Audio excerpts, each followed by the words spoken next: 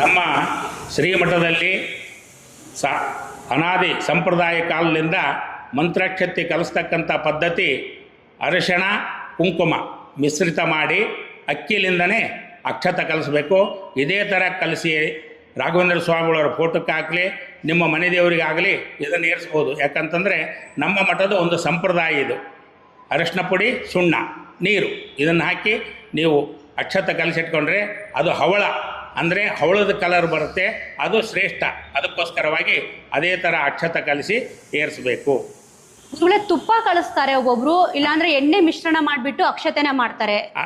ಅದು ಅವ್ರವ್ರ ಸಂಪ್ರದಾಯ. ಅದು ನಮ್ಮ ಮಠದ ಸಂಪ್ರದಾಯದಲ್ಲಿ ಅರಿಶಿನ ಪುಡಿ, ಸುಣ್ಣ, ಇದು ನೀರು, ಇದು ಮಾತ್ರ. ಎಣ್ಣೆ ಗಿಣ್ಣೆ ಏನು ಹಾಕಬಾರ್ದು.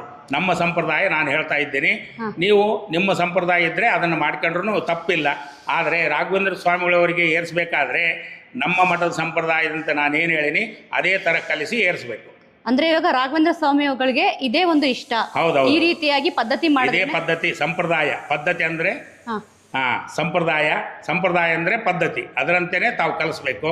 ಅದು ಅಪೇಕ್ಷೆ. ರಾಘವೇಂದ್ರ ಸ್ವಾಮಿಗಳವರ ಮಠಕ್ಕೆ ಅದೇ ಥರ ಕಲಿಸಿ ಪೂಜೆ ಮಾಡಿದ್ರೆ ಸ್ವೀಕಾರ ಮಾಡೇ ಮಾಡ್ತಾರೆ.